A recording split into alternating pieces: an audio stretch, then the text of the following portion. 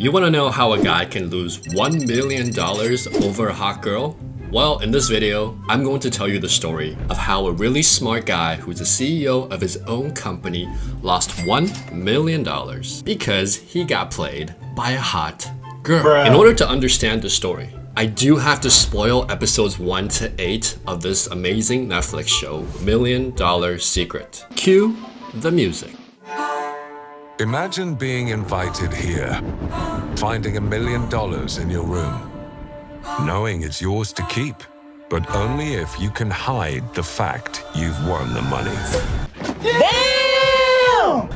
Welcome to the Stag. If you've ever played Mafia or Vampire, well, this show is just like that. It's a hunter-prey dynamic. The secret millionaire is hidden among these contestants, and the goal of the show is to hunt down who the secret millionaire is. And throughout the show, spoiler alert, $1 million gets moved based on conditions that happen in the game, so it switches from people to people. And your goal is to track the $1 million and find out who has it. Because the other players want what you have, and will take you out of the game in order to get it. The cast is really diverse. You've got this old lady who plays poker, you've got moms, single people, a girl who works at a burger joint. But we're gonna focus on these two people. One, Sydney. Here's her intro. Hello! Hello! Being here to compete for $1 million feels surreal. On the surface, she's a hot bottle service girl in Arizona, but we'll learn more about her. The second contestant you should know is this guy, Chris. He's the CEO of his own company, went to a Ivy League school, and he's gonna become important in just one moment. Now, right from the beginning, Sydney and this guy Phil strike up a really strong rapport. When we look at the footage, it looks very friendly, but I would venture to guess that her looks didn't hurt. Now, fast forward 2 episodes, the guys have an alliance.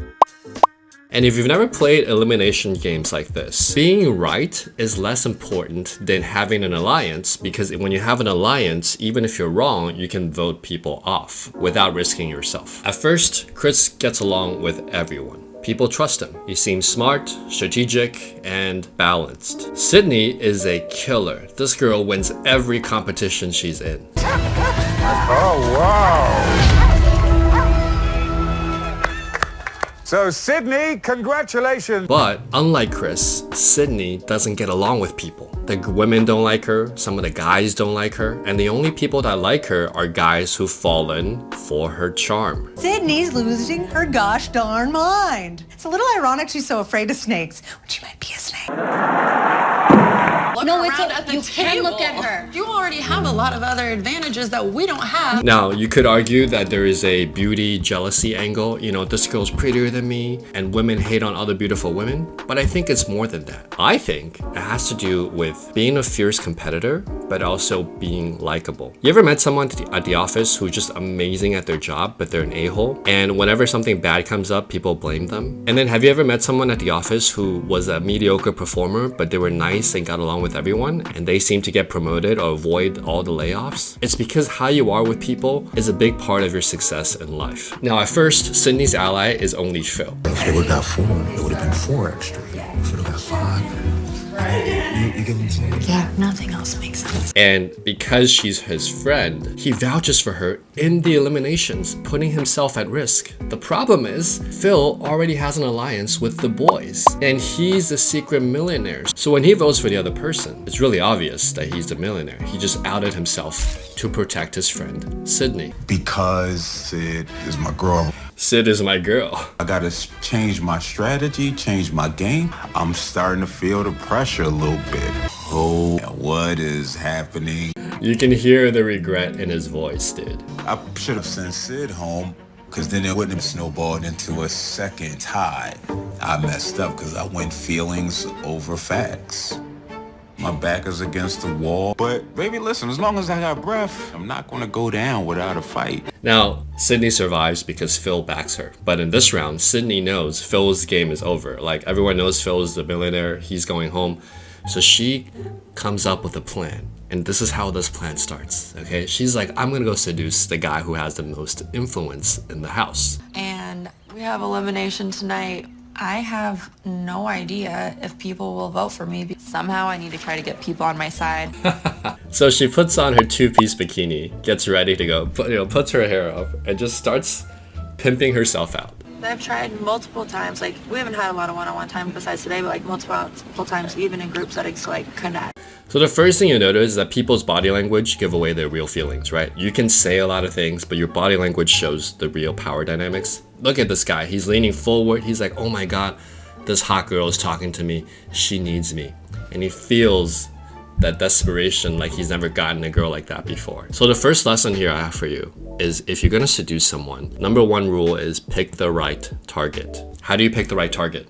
Well, as Robert Greene says in The Art of Seduction, people that are missing something in their lives, people that are unhappy with their lives, people that are insecure about something, those make the best seduction targets. Why? Because if someone was completely stable, satisfied with their life, it's harder to seduce them. There's less things you can offer them to make them feel happy. Sydney knows Chris is a CEO, he probably works a lot. He's probably never had a girl like me before. You know, she's a bottle service girl, they're in different worlds. She's the princess in his Disney movie, and she knows this. And watch how she controls the frame. For sure. And like, I saw you up there last night, like I saw your This is so clever but insidious. So multiple times, I try multiple times to talk to you, but we were in group settings. No shit. So she's basically taking a frame and saying, I already tried to talk to you, but because we're in a group, I actually wanted to reach out. Bullshit? I've tried multiple times, like we haven't had a lot of one-on-one time besides today, but for whatever reason, you and I are communicating on like an unspoken level. I know. Like it's just, we're always on the same page. it's like a body language, like eye contact thing. I don't know what it is. But the reality is, if she really wanted to talk to him, she would have hit him up one-on-one after the group settings. And Chris takes the bait. Multiple times, even in group settings, to like connect. For sure. No! God, please, no! Here's lesson number 2. Some people, they already like you or they want to believe something, right? It's like the person already made a decision to be scammed. So really, it's just the next scammer that comes along. Well, the person has already decided, I want to fall in love. I want a girl like this. And you just happen to fit that criteria, boom, they're ready to go, okay? So when someone wants to believe you, all you have to do is give them a believable enough reason. It doesn't even have to be a real reason. So here, what Sydney does. And like, I saw you up there last night, like I saw your brain working. That's why like, I grabbed her towards you. Is she's like, I've been reaching out to you. I've been watching you up there, again, up there, positioning, putting him on the pedestal, even though it's a trick. Really, it's like this. Sydney's here and Chris is here. It's a trap! And she says, I've been watching how your brain works. You're so smart, you know? So lesson number 3 is compliment them on something they really value and try to do it in a genuine way. That's why like, I grabbed her towards you. Like, I'm being sincere. I will never compliment someone. I'm being sincere. I never compliment someone. I never do this. I gravitated towards you. As she moves her bikini towards him, watch. That's why like, I grabbed her towards you. Like, I'm being sincere. I will never compliment someone just to like, no, like I'm very sincere. When she has to say, I'm being sincere twice, notice that. She's convincing herself that, yes, I mean what I say, I think, to survive, but she doesn't really mean it. Lie and then repeat the lie. When someone says, I'm being real, to be honest, usually they're not. Why? Because if you were honest and real, you wouldn't have to say it. The very fact that you're honest is implied in the thing that you're saying. Sometimes people say, to be honest, I'm being honest, to convince themselves to try to be honest, even though they're not. No, like I'm very sincere. I feel like for whatever reason, you and I are communicating on like an unspoken level. I know. No. Oh no, and he eats it up. You and I communicate on an unspoken level. He's basically rationalizing now, like, oh yeah, she's been liking me all this time. Oh my God. Now, at 2:25, this is a very telling scene, right? Because when you can't trust people's words in a game like this, you want to look for body language. And what I'm seeing here is Chris's body language is open, he's leaning towards her, Sydney's is leaning back. And notice how from this point on in the interaction, her hands are placed over her sexual organs. She's basically saying, yes, look at me, I am using my sex appeal, but I don't want you to get into me, right? And her hand stays there throughout this whole interaction. Just watch her hands, it's very telling. Like it's just, We're always on the same page. it's like a We're always on the same page. It's a body language contact thing. body language, like eye contact thing. Yeah, it's like this body language icon. Yeah, we have so much in common. That's the first thing I did when I was a nerd, and I got like my first like hot bottle service girl, and I'm like, yeah, we have so much in common. No, we don't. We have nothing in common, but I wanted her so badly and I was working so hard, you know. A lot of these entrepreneurs, especially in the Bay Area, we're just so focused on like work, and then the moment a hot girl comes along, we're just like, oh my god, but I have all this money, but I have no love in my life, so I'll trade money for love. I'll trade power for love, right? You should hear the stories at Google about the executives that have gotten in trouble with hot girls. I'm not at liberty to say, but you know, do a Google search and you'll see. And this is an example of that. This is a guy who's really smart. He was a CEO. He wants to be cool, but he's not. He wants girls like her, but he's never gotten them before. And so she seems like a prize to him. In fact, she says in the beginning, I look like $1 million. To him, she's worth $1 million. I don't know what it is. Like, People don't do eye contact. I am just like, you are something about it. Just surprised. So she reaffirms his statement. Okay, this is how you want to lead people on. You agree with them even though you don't agree with them. And how do I know that she doesn't actually agree with him? I do think Chris holds me in pretty high regard. I am single and not unattractive. It would be foolish not to use what you have as an advantage. Got him! Damn, this girl is stone cold. And if I have to play up to that, then that's something I have to do. Damn, girl. just something about like little nods and glances, but like, you know what? You see this micro expression here? This is a micro expression of contempt, like, oh my god, he's falling for this. And she's contemptful of him for falling for it, but maybe she's also disgusted and has contempt for herself for like, I gotta pimp myself out for this loser. And you can see here in these little micro expressions when Chris is, I don't know if he's really noticing this, she's actually like resentful of him. So like you're smart, and like I just gravitate towards smart people. A bullshit? A bullshit? This is such BS. Notice how her hand is also over her sexual organs, right? She's like, I'm seducing you, but here this nonverbal is basically saying, you're never getting into my box. Ways, like, obviously you're gorgeous. Yeah, this is like a dead eyes. You know how like some strippers have dead eyes? It's like they've used their sexuality for so long. They're just like, when they're seducing a guy, it's literally a job. It's like, yeah, I like you. I'll dance on with you, you know? And it's like her eyes, the spirit is dead. But I've met hot girls basically, like Chris is like, you're gorgeous, but I've met like hot girls. And so what he's trying to do is he's trying to qualify himself. He's saying, you know, I've had hot girls like you, but you're different. But really there's nothing different about her, okay? But she's helping him along. She's like, but it's different. This is different. And he falls for it. So he's trying to control the frame, saying, I've met hot girls before, but you know, I make an exception for you. But he's so sloppy at it, and the way he's saying it is so incongruent. He's so nervous, and you know it's a line. And she's helping him along. She's like, I know you're trying to fool me. I'm gonna help you believe that you're pulling the blinders over my eyes. you're different. Sydney, most beautiful woman in the house. When I'm next to her in the pool, sometimes I feel like a contest winner, like the Ivy League nerd who scored a date with the supermodel. No! Oh my god. Bro, if you had $1 million, you can get 100 girls like this. Okay, you just gotta learn game. You gotta learn the setup and to use your money effectively. I tell you, man, my one-on-one clients, some of the most horrific, crazy stories I've heard, the most tragic stories, are always with the guy with the most money and the least game. Why? Because these are the guys that leverage money to try to get sexual access. And when you do that, what happens? The woman takes advantage of you, and or she resents you. She knows she doesn't like you for you. She likes you for your money. So she takes the money, and as she's doing so, she's resentful of this guy who's like, you don't have any game, you don't have personality, I'm just with you for your money. And she actually hates him for it, even though she's giving it up. Like I'm in a position of like, I don't want to say it's power in the house, but it's influence in the house where I can kind of say whatever. Oh no, now he's giving his power away. He's like, oh, I got influence. He does. People listen to him, but now he's telling Sydney that I have influence. No one's gonna vote for me. I can protect you, girl. I got you, girl. I'll protect you, and you can, haha, you know, with me. So listen, can I have your number? Can I have your number? This is so slimy. And nobody will be able to like come at me for it. So that's why I'm glad that you're on. Ooh, that's very clever. So notice how her hand is still placed here, protecting her private parts, right? And Sydney, very smartly, she doesn't challenge his authority. She lets him say, yeah, I got influence. I'm powerful, bro. I'm powerful. You should sleep with me. And then she said, you know what? You're so powerful. That's why I'm glad you're on my side. So she reframes again. He says, I'm powerful. And she's reframing that like, well, I'm so glad that you're on my side. And he just has to agree with her. This solidifies her alliance, quote unquote, with him. Honestly, because I'm like, you know what? If Chris vouches for me, that has to mean something. Ooh, that is so clever. That is a reframe package in a qualification.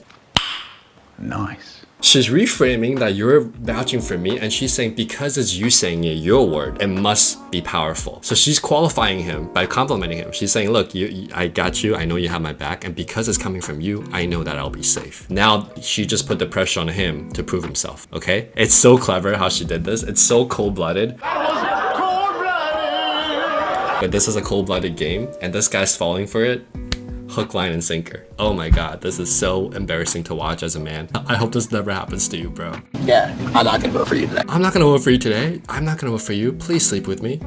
Like, I will do what I can to keep you in the house. I can to keep you in the house. Look at this expression right here. She's disgusted. She's disgusted with herself or at him or both. She's like, I can't believe I have to do this loser. And this is how you tell when you're interacting with someone, they're lying to you. There are these micro expressions that pop up. There's like a fraction of a second. And this is one of disgust and contempt. Contempt is one of those emotions that if you see in a relationship, that relationship is like on the down fast, okay? You don't want to see this from your girlfriend or anyone else that's close to you. You have any idea how stupid I would feel if I voted for you and you pulled up an empty box?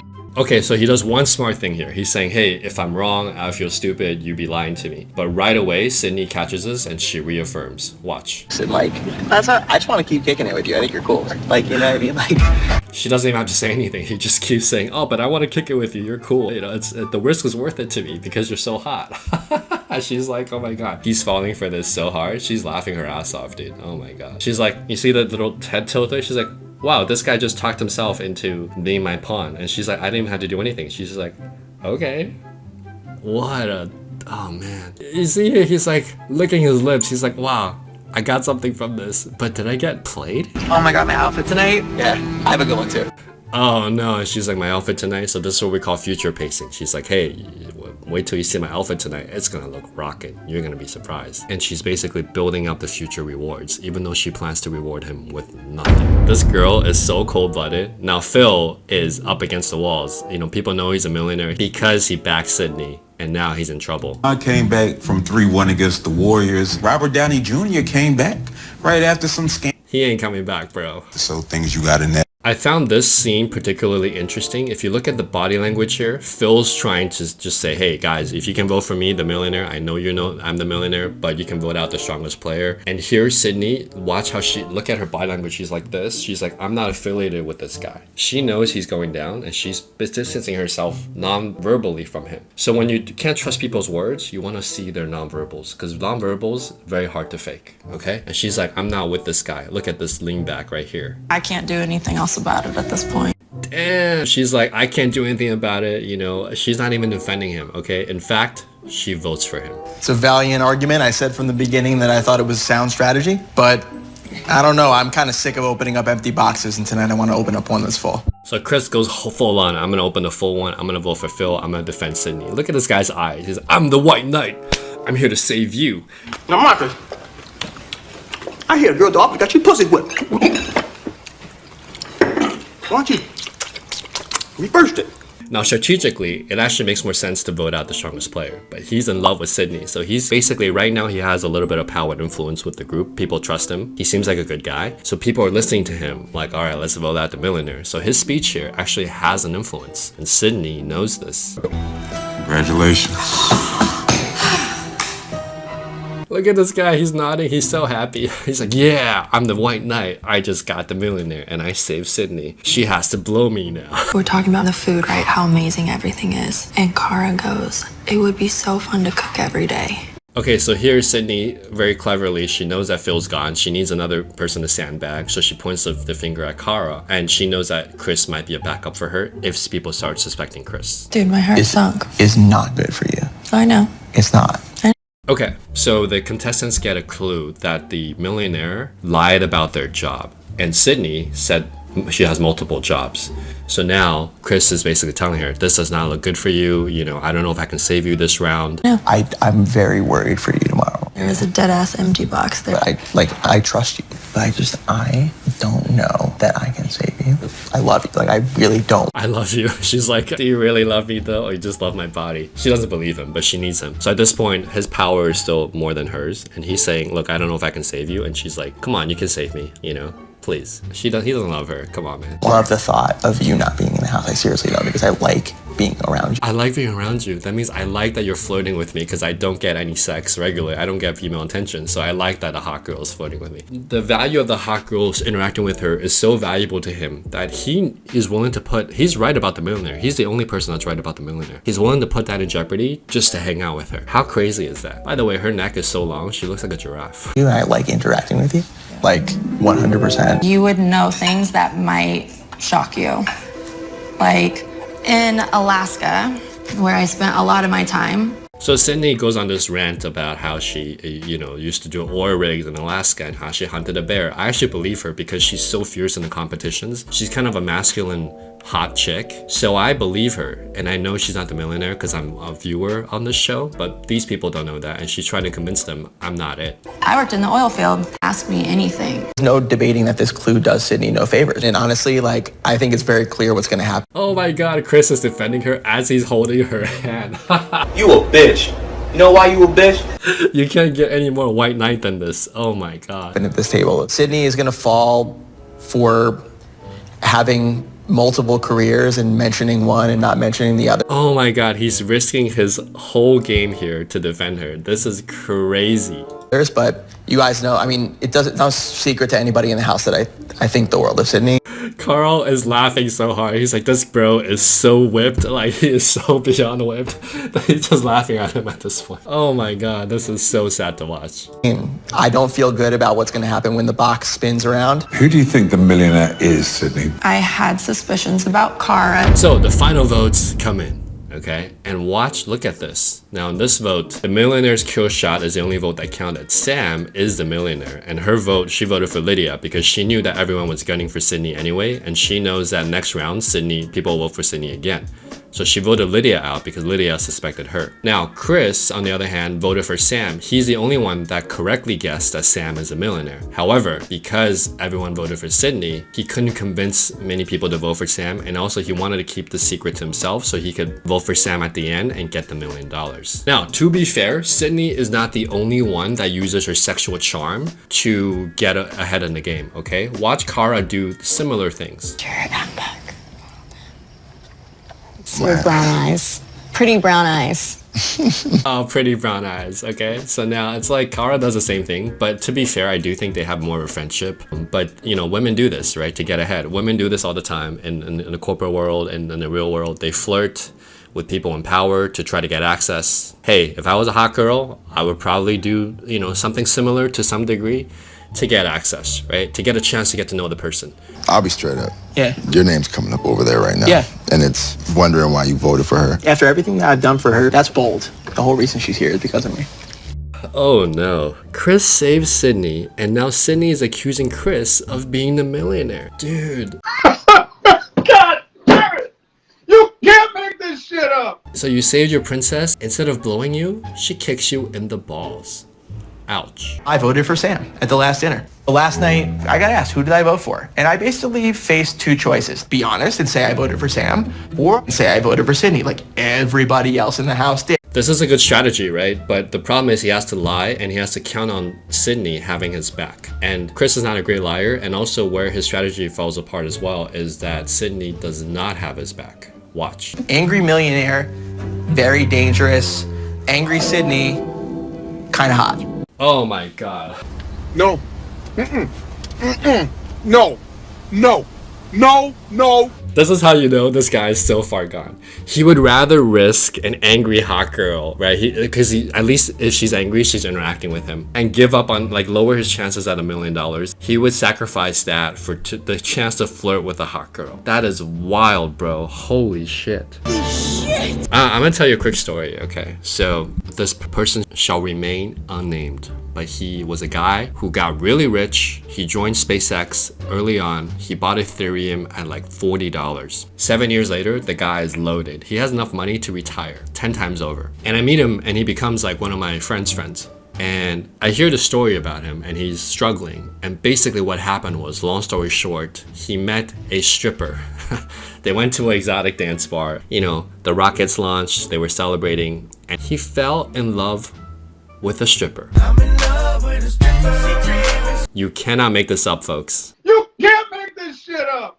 So he ends up dating the stripper and he actually like thinks about like moving her to his city and paying for rent and everything, and he actually did that for a while. Now the stripper of her own accord after a while was like, you know what, this guy, it's not working for me, because obviously this guy has no game, he has no personality, he doesn't know how to understand women. So the stripper herself even is like, you know, I think I'm taking advantage too much of this guy. He's already giving me a lot of money for the lap dances last night. After a few weeks, she moves out and she leaves him, and he is devastated. And my friend's like, bro, this guy is lucky, because if she married him, she would take half his assets of his SpaceX stock, his Ethereum, like everything. But the stripper was nice enough to say, you know what, he's too nerdy for me, I'm not gonna do it. Now, why am I telling you this story? There's so many guys I know back in the Bay, they work at Google, their stock options blow up, and they're so starved for love that they're willing to trade 20% of their assets. And for these guys, 20% is like a couple $1,000,000 just to get the chance to date a hot girl. That is insane behavior. And what's happening on this show with Chris is a kind of a small example of what happens on a larger scale in the real world with rich guys. This guy is a CEO, so he doesn't need the $1 million as much as say Kara does, because Kara flips burgers for a living, so this guy doesn't value the money as much. But same thing with these CEO guys. They're like, you know, I have a $5 million in the bank. If I have to throw $1 million at this girl to try to get some hot box, they'll do it. And it's crazy the amount of money that's being thrown around. But here's the part. At the time they reach out to me, they've gone through a divorce, they have a kid with a crazy stripper, or some crazy shit happens. They come to me and they're like, hey, I want to learn game. And the first thing I say is, all right, now we have to take your money out of the equation. I can show you how to use your money to create what Dan Bilzerian calls a setup, where the women chase you and thirst is created. But before I do that, we have to work on your basic game. If you were in an RPG game and you had to start over from 0, level 1, how would you level up? And how would you do that with women? So we take money out of the equation and we say, look, you need to learn how to talk to women without talking about your wealth, without leveraging money as a crutch. And only then will I teach you how to use your money to create thirst. Why? Because if you always use your money to create thirst, you're always gonna be like this guy. Hot girl, here's a lot of money, throw money at the problem, money, please sleep with me. And even if she does, guess what? She's gonna give you the side eye like Sydney did with this guy, and she's gonna resent you for it. It's a pretty easy choice. I hid my vote for Sam, and nobody will know, because I'm gonna take that one with me to my grave. Sid and Chris seem to have a lover's quarrel. Sam is a police officer. She's actually quite smart. I like her. And she's like, okay, these guys are having some kind of trouble. They're flirting. This is a weakness. I'm going to exploit it. I'm going to say something's up. I'm going to use that to complete this agenda. Also, it's an opportunity to pin odd behavior on Chris. When you go on a limb for someone and they don't have your back, you expose yourself, especially in a game like this. The truth is, you don't trust his ass. I never trusted his ass. You can't trust liars and you can't trust cheaters. Okay, now this is interesting. Everyone lies in this game, but the fact that she said you can't trust cheaters. So I don't know if, I know that Sydney said she's single. So did Chris tell them that he's dating somebody? Is he cheating on someone for this girl? Or is Sam just saying that? I'm not sure. Now, if Chris is seeing someone, then he would be cheating, and that would be even worse than what he's doing now. But I don't know of there's no proof that he's cheating on anybody. As a matter of fact, I don't think he has a girl. Easy thing to win my game, and that was why I voted for you. And honestly, I owe you an apology. I had a pit in my stomach about it all day. So Chris is lying to Sydney, and he's a bad liar, right? He's saying I had to vote for you, I had no choice, but in fact, he didn't vote for her. He voted for Sam. I do really care about you. You can see Sydney processing things really carefully here. Because I know you have had a lot of people on your ass for like a week straight, and like I feel like I hurt you. Look. She's looking at him like, now the power dynamics are starting to shift. She's like, I have more power now. And now I don't have to beg for your mercy anymore. I know, like, emotionally we just have to like move past it. I hope you can at least like I get the gameplay of it. Yeah. We just need to smooth that over, and honestly, mission accomplished. We made up, and now we have our sights. So this guy thinks he's made up. He thinks Sydney's on his side, and he's like, oh, I did it. I convinced her. No, you didn't. Hell yeah. I could be completely off base here, but what a smart move for a millionaire to do.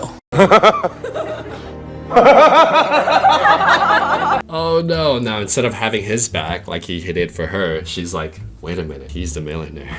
Now, whether or not she really suspects him, it doesn't really matter at this point, because no matter what, she can put a target on his back. And I can't help but wonder about that.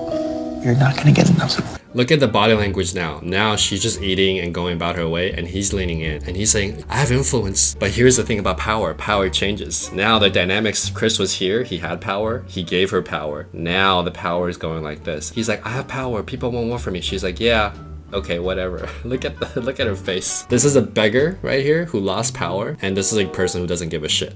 I wasn't here for any of it. I've been seeing that since Day one. Okay, so the other people start talking as Chris and Sydney are talking. They're like, what is going on here? And Corey's like, I didn't know what was happening. What's happening, guys? And these guys are like, bro, they've been doing this since, day one. I was not there for any of it, but I feel like he's putting on an act right now. It's super odd to me that Chris is acting this way because I'm pretty sure Chris said that he voted for her. And now they're talking and something's not adding up right now. So everyone now suspects Chris because number one, he's a bad actor, but number two, he's basically risking his own position to get back with Sid. Is Chris the millionaire? Instead of convincing Sydney that he didn't vote for her, he should have been talking to everybody else and saying, we should vote for Sydney. I was wrong to trust her. And because that alliance has 4 people, but instead he's risking that alliance of 4 people to go make up with Sydney because for some reason her hotness is worth it to him. Is Chris trying to get Sid on his side? I have my eyes on Chris very closely right now. I just feel like we have to stick together. Agreed, because at least we have the numbers this year. When did Chris pull away from us? When did Chris pull away from us? When did we lose this guy? Now they're like, we lost him. He's not a part of the alliance. When did this happen? And Sam very cleverly says, Became his girlfriend. When Sydney got in her 2-piece bikini. Yeah, that's what.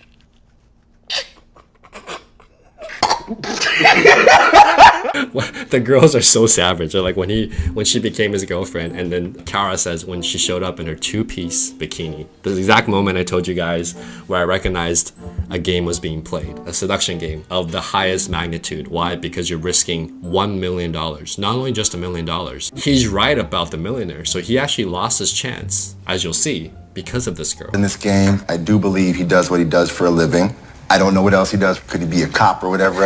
Also, we shoot a gun, though. So his good friend Corey now starts suspecting him because of his alliance with Sydney. And look, I have really 2 defenses, guys. Like, number one is in order for it to be me, you have to believe that I'm lying about my. So now Chris puts up this last plea, like crying. He's not very convincing when he loses his emotions. Some people are, but Chris is not one of them. The wolf. Chris, you're going home. Damn, bro. You got killed. You got played. You got played like a fiddle. Oh my god. Chris, you are not the millionaire. This is so hard to watch. I do apologize, but you will need to check out of the stag immediately. Look at Sydney. She's stone cold. She's like, I voted for you. I don't care. Dude, this is like... She scares me, man. Oh, scary! Oh, shiver my timbers! I'm damn proud of the game I played here. I'm not. And I hope you guys catch the millionaire. Man, he lost his chance at $1 million. I don't know. I played the best game I could, and I'm proud of the game I played. I don't know what fairy tales Sydney read growing up, but I must have missed the one where Prince Charming saves the princess from the burning tower, and then she gets out and stabs him in the back. Oh my god. So he still sees her as a Disney princess, and he saved her from the tower. But the reality is he was building his own fantasy. She was never in the tower in the first place. She was playing him the whole time. I hope he sees that when he rewatches this episodes. As you can see from the votes, Sam's vote counted for 2, and Sydney, someone who he saved, voted for him. Now, if Sydney actually voted for Sam, even with Sam's second vote, okay, they would have been tied at 4. But because Sydney threw him under the bus, Chris had to leave, and now Chris is out of the game because of this girl, okay? She orchestrated everything. She played him like a fiddle. Now, I want to go back to the original beginning when they first introduced the characters. Watch. I don't anticipate losing. I don't anticipate losing. Cut to her playing with her hair and flaunting her sexuality. What's your name? I'm Sydney. You know, this girl is here to win. She will use anything she can to win, including her sexuality. Wolf? Yeah. The lone wolf gets shut down by the hot chick. Lessons from this video. The first one is know what game you're playing. A lot of guys, like, they don't have a lot of options. They start hitting on girls at work, right? But then they risk like sexual harassment cases. Decide, am I at work because I'm here to advance my career? or is this an opportunity to meet women? If you're going to a networking event, are you going there to meet people, or are you there to meet your future wife, or are you there to drum up some business? Define the game that you're playing. And Chris was confused in this game. He was like, I'm here for the $1 million, but I also enjoy interacting with this hot girl. But if you know what game you're playing, you're like, I'm here for the $1 million. If I win the $1 million, I can get 100 Sydneys. Maybe 1,000 Sydneys, you know, with $1 million.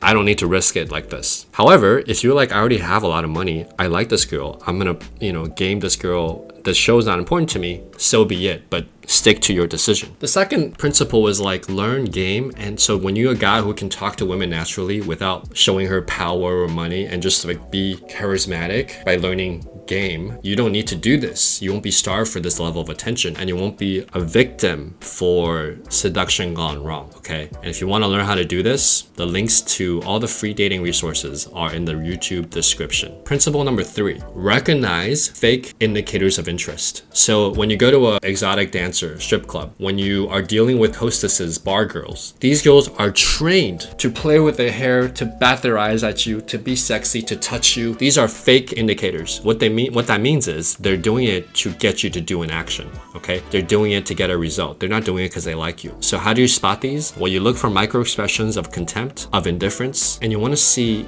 without the agenda or the motivator, are they still gonna hang out with you? Is this girl gonna hang out with me if I don't come to her dinner and buy a dinner and watch her do her thing when she's working? Is this girl gonna hang out with me outside of work if I ask her for lunch? Okay, or is she just coming out to lunch with me because I'm the manager of this team? Is this person going to care about me for me or what I can provide access to? Okay, the most important last moral and principle of this story is money does not solve your dating problems. Money amplifies what you already have. So if you already don't know how to deal with women, the money can get you temporary relief, but it doesn't solve the core foundation of how you relate to people and women. You have to go on this journey as a guy, hopefully sooner than later when you're younger, to learn how to be with women without leveraging power or money, by leveraging the power of your personality, of your communication skills. And if you can do that, I guarantee you, regardless of how much money you make in your lifetime, you'll have a happy life, okay? You will be able to get hot girls. Trust me, I was that guy. I've been there, and I've been on the other side as well. If you need some help with that, check out the free resources and the links in the description. My name is Giovanni. Subscribe if you like my channel, and I'll see you in the next one, okay?